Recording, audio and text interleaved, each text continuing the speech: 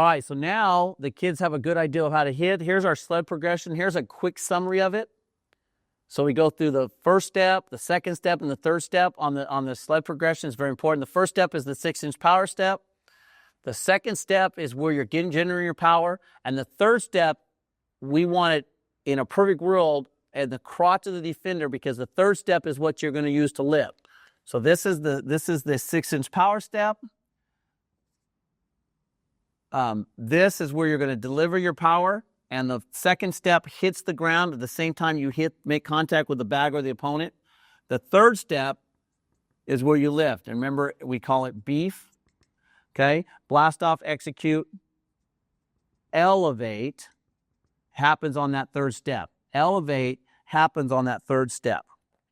On the sled, they can't step to the right or left like on the Homer's Dairy, so the kids have to actually just kind of cock their body and be at a slight angle.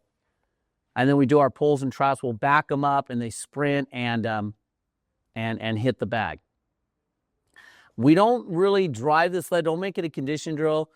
3 or 4 steps, and then let them back off. We do not want to make this a condition drill. We want to really focus on technique. We're going to be on this sled for 5 or 10 minutes, and if they're gassed, those last 8, 9, 10 minutes, they're going to practice bad technique because they're tired.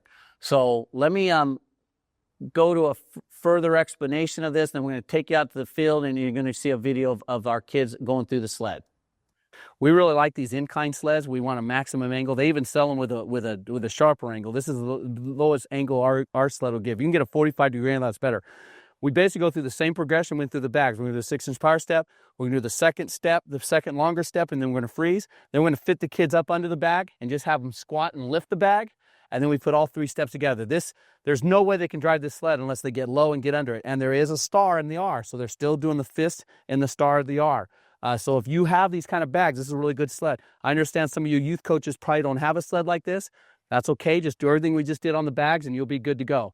This is more of an advanced technique if you have one of these sleds. So we're going to go through the progression right now. Here we go, guys. 6-inch power step, 6-inch power step.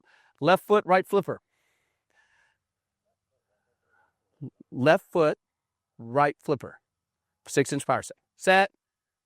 Hit. Freeze. Again, we're checking for flat back and helmet. Do it again. Left foot, right flipper. Set. Hit.